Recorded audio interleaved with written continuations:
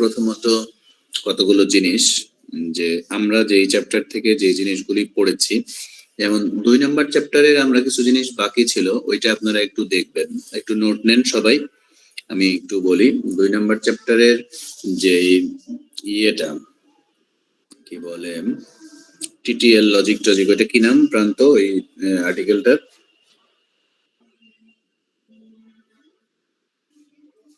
প্রসেনজিৎ,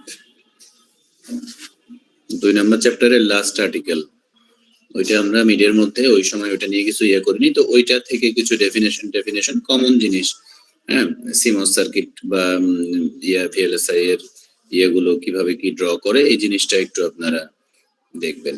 আর লাস্টের যেটা আমাদের ফ্লিপ ফ্লপের চ্যাপ্টার থেকে, মেইনলি আমাদের তো টেক্সট বই আছেই, সাথে আমরা টাইমিং ডায়াগ্রাম গুলো ভালো মতন বোঝার জন্য টসির বইয়ের ওই যে চ্যাপ্টারটা আপনাদেরকে দিয়েছিলাম ওইটা থেকে দেখবেন। তো এইখানে আমরা যদি শেষ থেকে শুরু করি, একদম শেষের দিকে আমরা বলেছিলাম রেজিস্ট্রারের চ্যাপ্টার, যেটা 7-এর কিছু জিনিস, ওটা সেলফ স্টাডি দিয়েছিলাম। ওখানে আমরা বলেছি যে মাত্র 3টা আর্টিকেল, রেজিস্টারের টাইপ, ডেফিনেশন, এই জিনিসগুলি দেখার জন্য।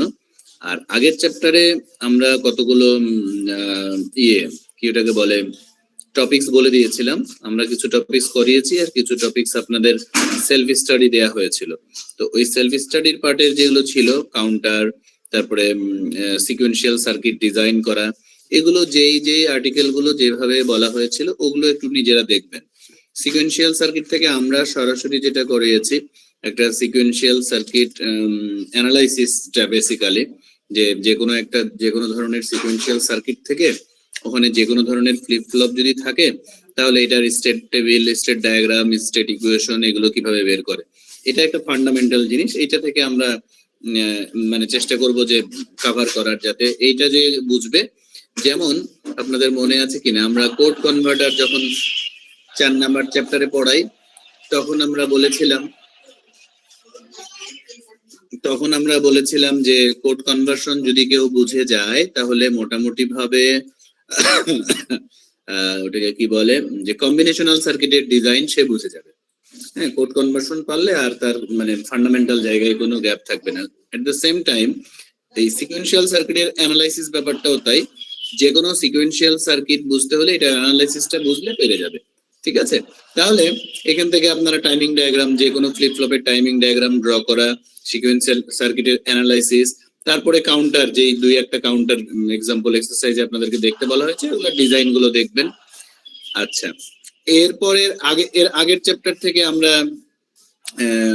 ওই যে কি ওটাকে বলে, মাল্টিপ্লেক্সার, ডিকোডার, তারপরে রম, পিএলএ, এগুলোর যেগুলো আমরা ডিরেক্টলি দেখিয়েছি। রমটা তো আপনারাই সুন্দর করে বুঝিয়েছিলেন, আমিও দেখছি আপনাদের অনেকেই বুঝছে। তারপরে প্রোগ্রামেবল লজিক অ্যারেও তো আপনারা মোটামুটি, আমি একটু ফোনটা ধরি, ইম্পর্টেন্ট একটা।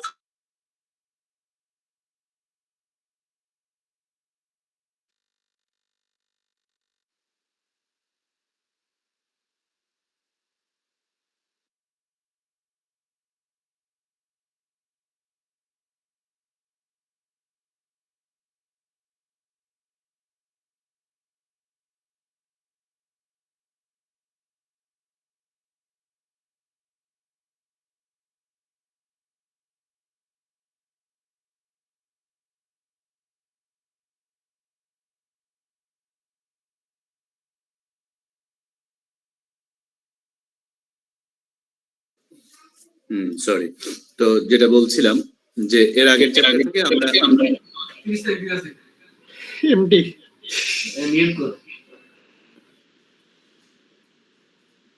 ওকে, তো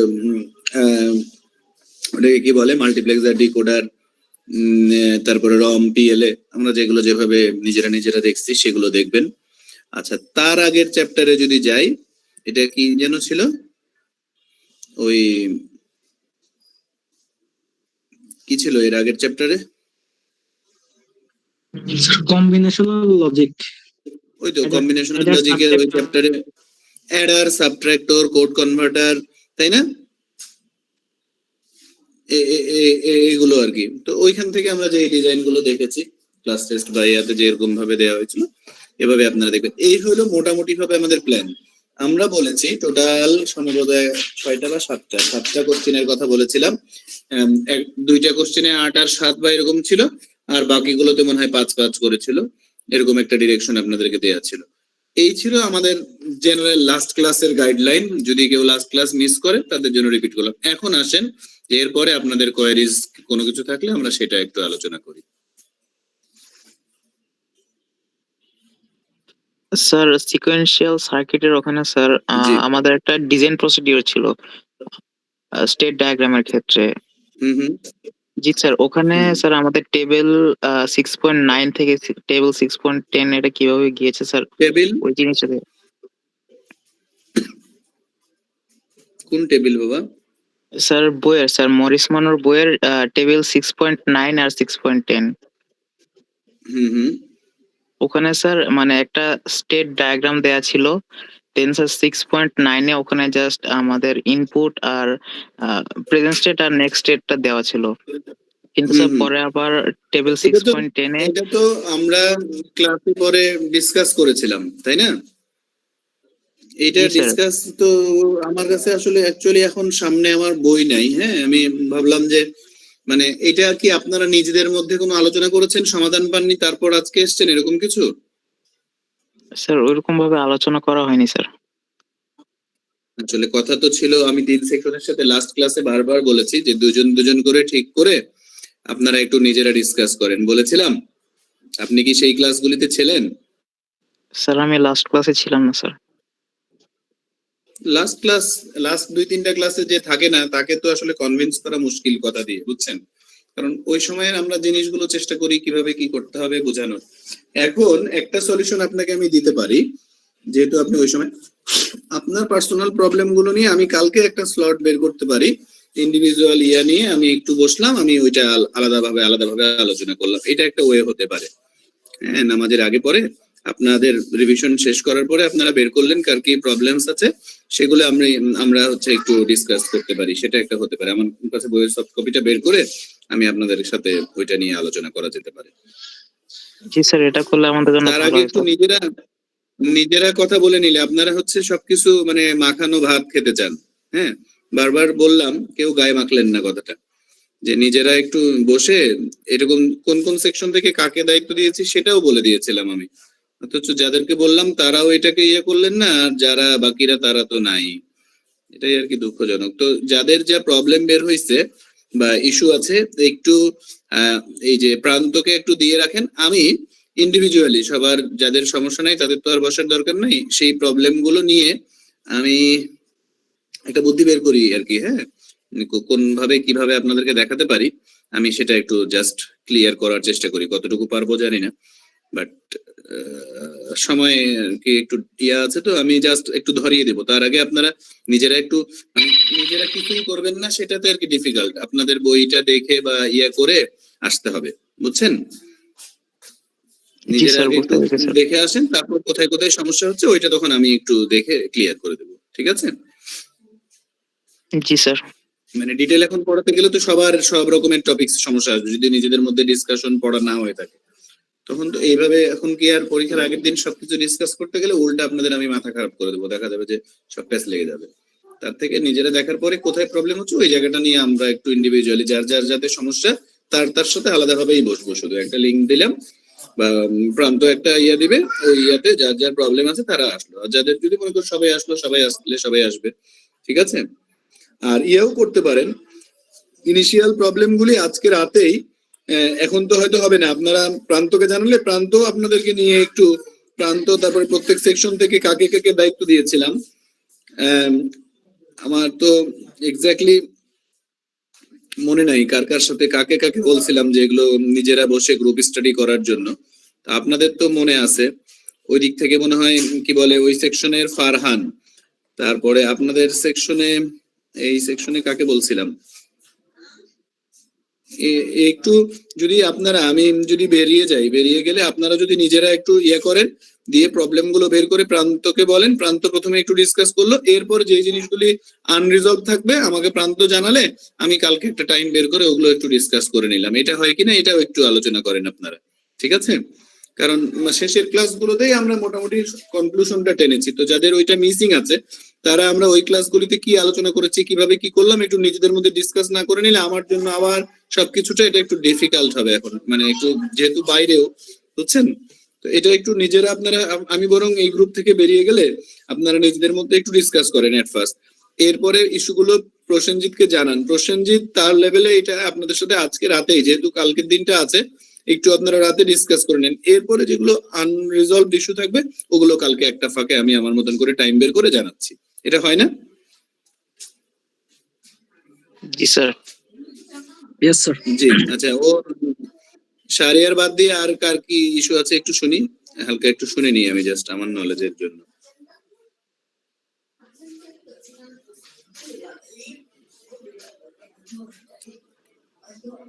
রাব্বি,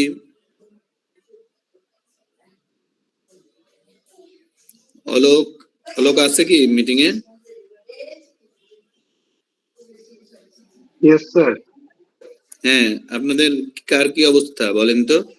মেহেদি আছো?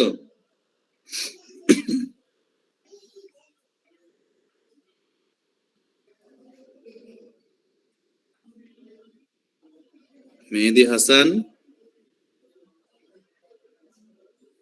নাই। আর কে আছে? শাফিন, শাফিন, শাফিনকে তো মনে হয় দেখলাম। জি স্যার। হ্যাঁ, কি বলো তো? স্যার হচ্ছে আমরা ওই যে নিজেরা একটু কথা বলি, যার যেখানে সমস্যা আছে ওই সমস্যাগুলো নিয়ে ইয়ে করার পরে যেগুলো বাকি থাকতেছে ওগুলো স্যার হচ্ছে আপনাকে বা প্রান্ত ভাইকে হচ্ছে স্যার জানাচ্ছি। আচ্ছা আসসালামু আচ্ছা, আলাইকুম স্যার। নিজেরা কথা বলে প্রসেনজিৎকে। হ্যাঁ স্যার রাব্বি, ওই যে সিকোয়েন্সিয়াল সার্কিটের স্যার যে প্রেজেন্ট স্টেজ আর নেক্সট স্টেজের ওখানে একটু মানে উল্টাপাল্টা হয়ে যায় মাঝে মাঝে।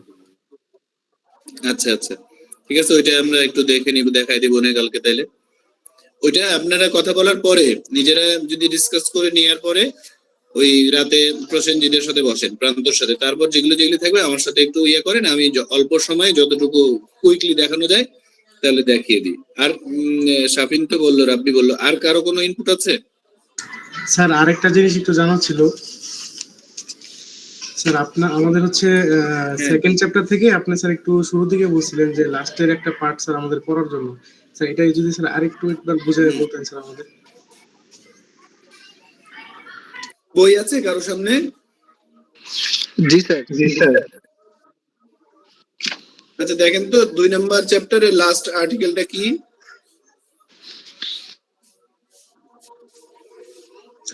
আইসি ডিজিটাল লজিক ফ্যামিলিস। এই যে এই আর্টিকেলটা একটু রিডিং করবেন। এর মধ্যে বেশ কিছু ডেফিনেশন আছে, বেশ কিছু গাইডলাইন আছে, যেগুলি আমাদের আইসি ডিজাইন, আইসির কোনটার ভোল্টেজ লেভেল কি, ওই কিছু ডেফিনেশন আছে, ফ্যান আউট কি, ইয়ে কি, এগুলো একটু আমাদের নলেজে রাখা দরকার। ঠিক আছে, ওই আর্টিকেলটা আপনারা একটু পড়ে রাখবেন, ওইটা থেকে সংজ্ঞা টঙ্গা, ওইটা থেকে ভোল্টেজ লেভেল টেবেল, এগুলি দেখে রাখবেন।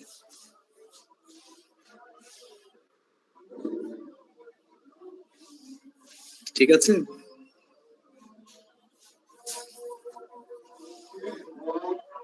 আর কিছু?